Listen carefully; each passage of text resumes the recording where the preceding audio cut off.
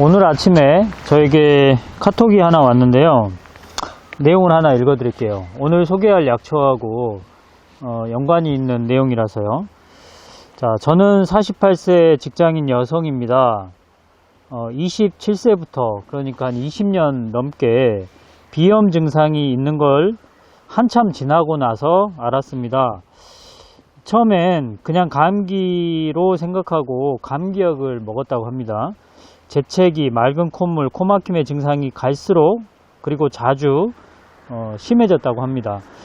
그래서 한약, 홍삼, 꿀, 오메가3, 비타민 A, B, C, D, E 이런 걸 다 먹었다고 하네요. 안 먹어본 약이 없을 정도로 많이 먹었는데 조금은 나아지는가 싶으면 다시 재발하는 것을 반복했다고 합니다. 보통 비염이 그렇잖아요. 특히 환절기에는 새벽에 콧물이 나서 잠을 못 잘 정도로 갈수록 심해져만 갔는데, 그러다 우연히 지인을 통해서 오늘 소개한 이것을 만났다고 합니다. 그래서 이제 사실은 이것을 우리가 그냥 사용하는 게 아니고 연고를 만들어서 사용하는데, 이 연고를 면봉에다가 이 연고를 묻혀 가지고 그 코 안쪽에 점막에 이렇게 골고루 발랐더니 거의 한 달간은 사용했다고 합니다. 그랬더니 비염 증상이 서서히 좋아지는 것을 느꼈다고 합니다. 그래서 예를 들면 가령 새벽에 콧물이 나는 일은 거의 없어졌고, 맑은 콧물, 재채기, 코막힘 등 거의 증상이 안 나타나고 있다고 합니다. 지금 현재는. 지금 이 연고를 사용한 지가 4개월이 좀 넘었는데 너무 이제 만족스럽다 이겁니다. 몸이 다소 힘들어지면 비염 증상이 발현되기도 하지만 예전에 비해서 너무 좋아져서 새로운 삶을 찾은 것 같다고 감사합니다. 이렇게 문자를 보내왔습니다. 자, 여러분도 아시다시피 이 비염은 만성질환이고 병원에 가서 어떤 비염에 대한 치료를 받거나 또는 이분이 얘기한 대로 한약, 홍삼, 비타민제 등등을 복용해도 잠시 잠깐 없어졌다가 다시 재발되는 그런 질환이죠. 상당히 고치기가 어렵습니다. 저도 저한테 이제 비염을 이렇게 좀 상담하는 분들이 이제 오시긴 하는데, 이게 면역력하고도 관계된 질환이라서 어렵기도 합니다. 그래서 저는 궁극적으로는 면역력을 끌어올릴 수 있는 그런 처방을 해주거든요. 그러면서 또 직접적으로 증상을 없앨 수 있는 방법을 제가 제안을 해드리는데, 그 중에 하나가 오늘 이분이 저한테 문자를 보내셨듯이 이 약초를 가지고 연고를 만들거든요. 이거 여러분도 할 수 있어요. 이 연고 만드는 방법에 대해서는 제가 이제 돌아오는 다음 주 월요일에 구리시청에서 강의를 할 때 연고를 만들 텐데요. 그때 영상을 자세하게 보여드리도록 하고, 오늘은 이 약초에 대해서 설명을 하도록 하겠습니다. 바로 여러분 주변에서 너무 흔하게 볼 수 있는 목련 꽃봉오리죠. 사실 목련 꽃봉오리를 약으로 쓴다는 것을 많은 사람들이 알고 있어요. 특히 이제 비염에 좋다는 것도 많이 알고 있을 겁니다. 지금 3월 이제 중순쯤 돼 가는데 목련이 이제 꽃망울을 틔울 준비를 하고 있습니다. 그런데 우리가 약으로 있을 때는 지금 이렇게 꽃이 피지 않은 상태에서 따야 약이 되거든요. 자, 이런 상태에서 따서 약으로 사용을 하죠. 아이고, 떨어졌네요. 자, 목련 꽃봉오리 하나를 땄는데요. 보통 우리가 약으로 사용할 때는 이 꽃봉오리 상태로 말렸다가 약으로 사용을 하거든요. 그런데 여러분께서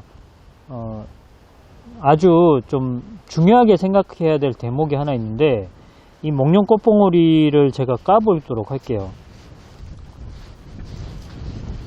자, 이렇게 까면 이제 안쪽에 머지않아 꽃잎이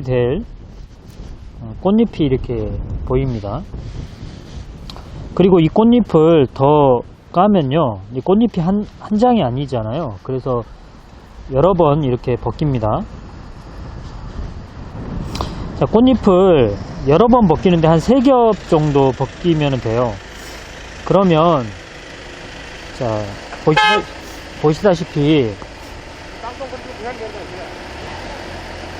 보시다시피 여기에 지금 꽃술이라고 할 수 있는 것이 보이거든요.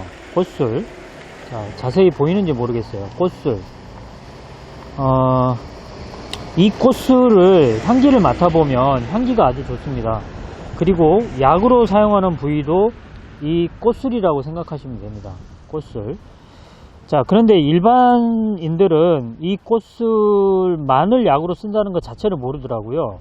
그러니까 아까 꽃봉오리를 따가지고 말렸다가 그거를 이제 물에다 달이든지 해서 드시는데, 여러분들이 이 방송을 통해서 새롭게 아셔야 될 지식은, 목련 꽃봉오리는 꽃봉오리 자체를 사용하는 게 아니고 이 안에 있는 꽃술을 사용한다, 이거를 아시는 게 중요합니다. 여기서 잠깐 여러분이 그렇다면은 이거를 말려서 사용한다고 그랬고 또 안에 있는 꽃술만 약으로 사용한다고 했잖아요. 그러면 지금 목련 꽃봉오리를 따가지고 깐 다음에, 그러니까 꽃잎을 제거한 다음에 꽃술만 말리면 어떨까 라고 생각하는 분들도 있을 거예요. 그런데 그렇게 하면 안 되는 이유가 있습니다. 왜냐하면 목련 꽃봉오리의 약효는 향기에도 아주 강한 약효가 있거든요. 그런데 우리가 지금 현재 따가지고 껍질을 벗긴 다음에, 껍질이 아니에요, 꽃잎을 벗긴 다음에 꽃술만 말린다 했을 때는 향기가 많이 날아가 버려요. 그래서 어떻게 해야 되냐면, 일단은 이렇게 목련 꽃봉오리를 지금 채취해서 완벽하게 말립니다. 자, 말린 다음에 다 건조가 되면은 건조된 목련 꽃봉오리를 이렇게 까는 거죠.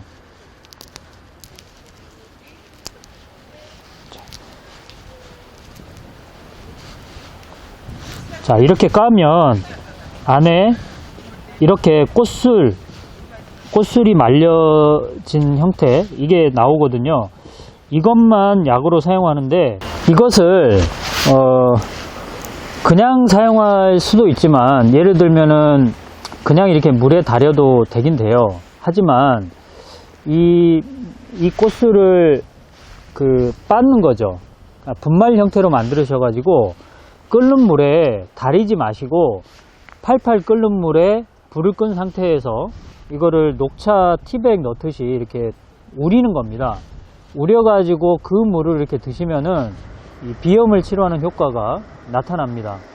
또는 다른 방법도 있는데, 이 꽃술, 말린 꽃술을 코에 그냥 넣는 거예요. 콧구멍에.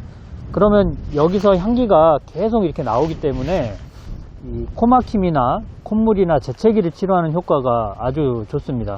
실례로 제 지인이 코골이가 심했는데 이 목련 꽃봉오리 이 꽃술 말린 것을 콧구멍에 넣고 자라고 했거든요. 그랬더니 이게 코골이가 많이 줄어들었어요.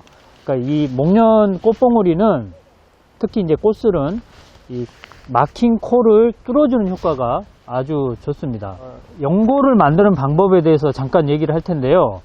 이 꽃술 말린 것을 분말을 일단 합니다. 그리고 그것을 식용유, 그러니까 올리브유나 다른 어떤 식용 기름에 담가 놓습니다. 근데 한 하루 이상은 담가 놓으셔야 돼요. 왜냐하면 이 꽃술에 있는 성분이 그 기름에 추출이 돼야 되기 때문에 1시간이 아니고 하루 이상을 담가 놨다가 추출을 합니다. 그러니까 기름만 추출을 하는 거예요. 근데 그 기름은 이미 이 목련 꽃봉오리, 꽃술에 있는 성분이 이제 담겨진 기름이 되겠죠.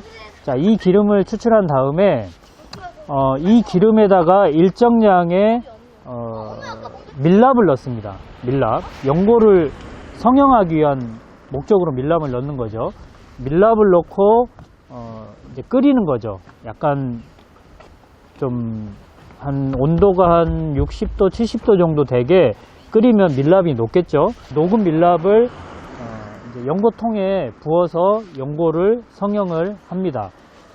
자, 완성이 되겠죠. 완성이 된 그 연고를 아까 우리 그 사례자처럼 면봉에 묻혀 가지고 이렇게 코 안쪽에 이렇게 바르면은 비염을 치료하는 효과가 좋습니다. 물론 이거는 사람에 따라서 완치가 될 수도 있고 근본적인 치료가 안 될 수도 있습니다. 그러니까 그 부분은 아까 제가 초반에 말씀드렸다시피 면역력을 끌어올리는 약을 같이 복용하면서 방금 이 방법을 사용하시면 훨씬 더 완벽한 치료가 될 수 있다고 봅니다. 자, 여러분 연고 만드는 방법에 대해서는 제가 다음 주에 강의를 하면서 찍어 보도록 할게요. 좀만 기다리시기 바랍니다. 지금까지 약초교수 조경남이었습니다.